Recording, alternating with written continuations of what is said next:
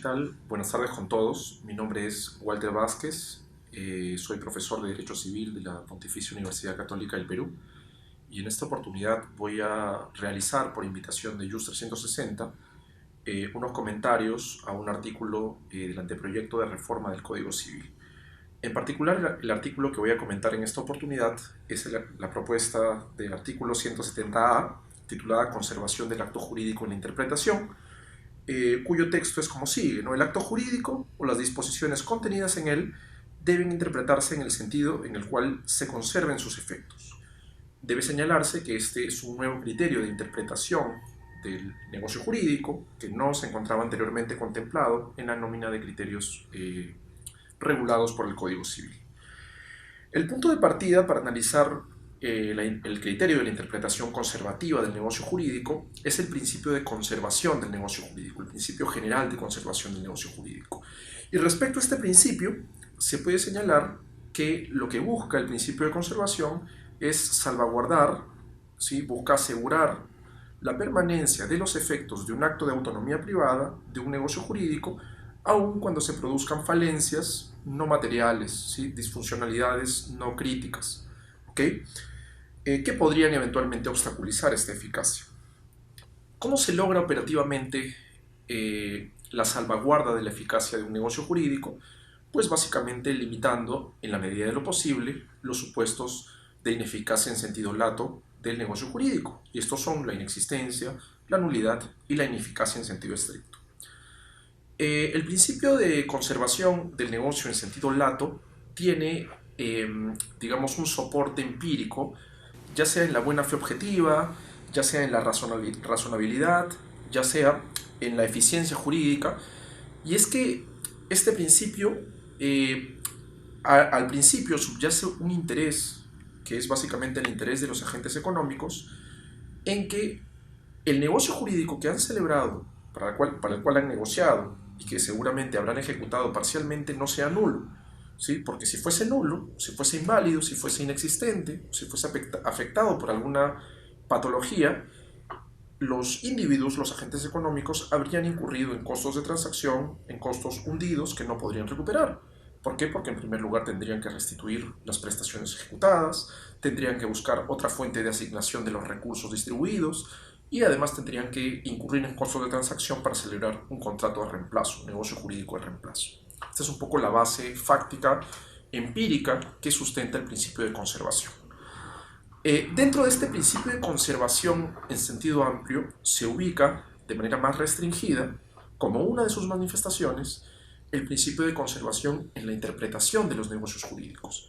Y básicamente, el principio de conservación en la interpretación o interpretación conservativa, lo que nos dice es que el negocio jurídico debe ser interpretado de una forma tal que se reduzca el número de situaciones que lo llevarían a la inoperatividad, ¿sí? Que de todos los significados posibles que puede tener una cláusula o que puede tener un negocio jurídico, debe ser descartado aquel significado que lo lleve a la inoperatividad, a la ineficacia, y debe ser acogido o se le debe abrir la puerta a aquellos significados que lo lleven a su operatividad, a su funcionalidad.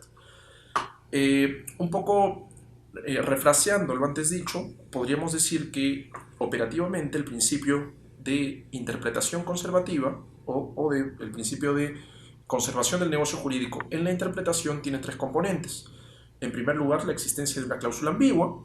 En segundo lugar, la existencia de un significado que llevaría a esa cláusula a la invalidez, a la ineficacia o la inexistencia, y un significado alternativo que la llevaría a la operatividad, a la vigencia. Y el tercer componente de este principio de interpretación conservativa sería básicamente que frente a esa situación fáctica de bifurcación de significados, el intérprete debería elegir como significado jurídicamente relevante del negocio jurídico aquel que sea favorable a su vigencia, sea favorable a su operativa, y descartar como consecuencia aquel que lo llevaría a la ineficacia. Bueno, podríamos poner un ejemplo, ¿no?, para graficar cómo funciona operativamente este principio de conservación o de interpretación conservativa, ¿no? Y el principio de interpretación conservativa podría ser explicado fácilmente si es que se piensa en cláusulas de limitación de responsabilidad en los contratos de construcción. ¿Sí? Normalmente en un contrato de construcción el contratista a la hora de cotizar solicita que se limite su exposición patrimonial a un porcentaje del monto total cotizado. Imaginemos que el contratista obtiene una limitación genérica de responsabilidad por 20%, reducida al 20% del monto total del contrato. Esa es una cláusula de limitación de responsabilidad. ¿Sí? Teóricamente o abstractamente, los significados que podrían extraerse, que podrían derivarse, ¿sí? Que podrían emanar de esa cláusula de limitación de responsabilidad, podrían ser hasta 3 significados, podrían ser más seguramente, pero para efectos del ejemplo van a ser 3.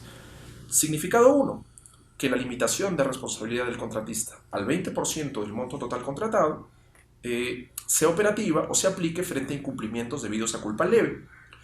Significado número 2, que la exposición de responsabilidad del contratista sea limitada frente a incumplimientos debidos a culpa grave. Y finalmente, significado número 3, que la exposición patrimonial del contratista se limite frente a incumplimientos debidos a culpa o a dolo, perdón, intención de incumplir el contrato. Esos son los significados potenciales que podría adquirir la regla de exoneración o de limitación de responsabilidad. Sin embargo, si revisamos las normas imperativas vinculantes en nuestro sistema, tenemos que el artículo 1328 del Código Civil determina la nulidad de los pactos de limitación o exoneración de responsabilidad que limitan o exoneran la exposición de un deudor contractual frente a incumplimientos debidos a dolo o culpa inexcusable.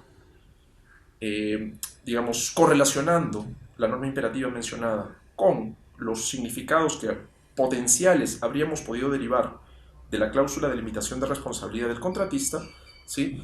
La aplicación del principio o del criterio de conservación o de interpretación conservativa nos llevaría a descartar los significados que llevarían a la cláusula a su invalidez por contravención al 1328 del Código Civil.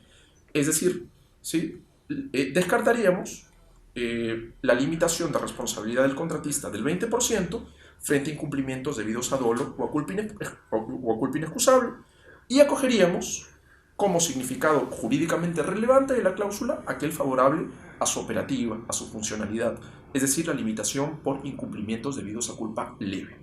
Eso es un poco cómo funciona en el Perú el principio o cómo funcionaría si es que fuese acogido por la propuesta del anteproyecto de Código Civil, el principio de interpretación conservativa.